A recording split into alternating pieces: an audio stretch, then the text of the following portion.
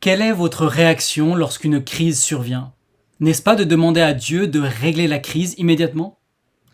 Que diriez-vous donc si je vous disais que cette crise est peut-être la meilleure chose pour votre foi à ce moment-là?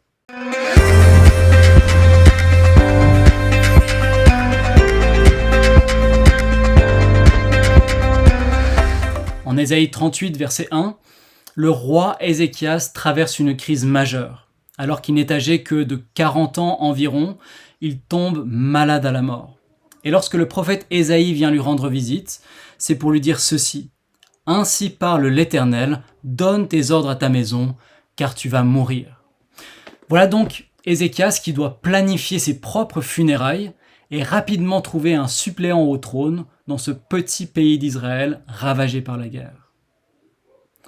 Mais une crise peut être bénéfique pour notre foi. Et c'est ce qu'on voit avec Ézéchias qui, en apprenant cette nouvelle, verset 2, tourna son visage contre le mur et pria l'Éternel. Il disait: « De grâce éternelle, souviens-toi de moi. » Un peu plus loin dans le même chapitre, Ézéchias s'écrie: « Ô Seigneur, je suis dans l'angoisse, secours-moi. » En bref, cette maladie physique a produit en lui une foi saine.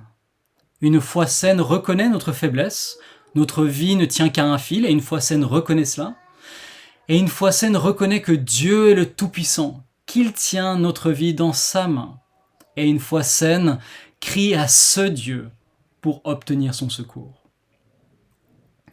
Voilà donc ce qu'une crise peut faire. Elle peut être bénéfique pour nous en produisant en nous une foi saine. Ézéchias lui-même le reconnaît d'ailleurs, puisqu'il dit au verset 17 « Voici, c'est pour mon bien que j'ai souffert une telle angoisse. C'est pour mon bien. » Croyez-vous cela?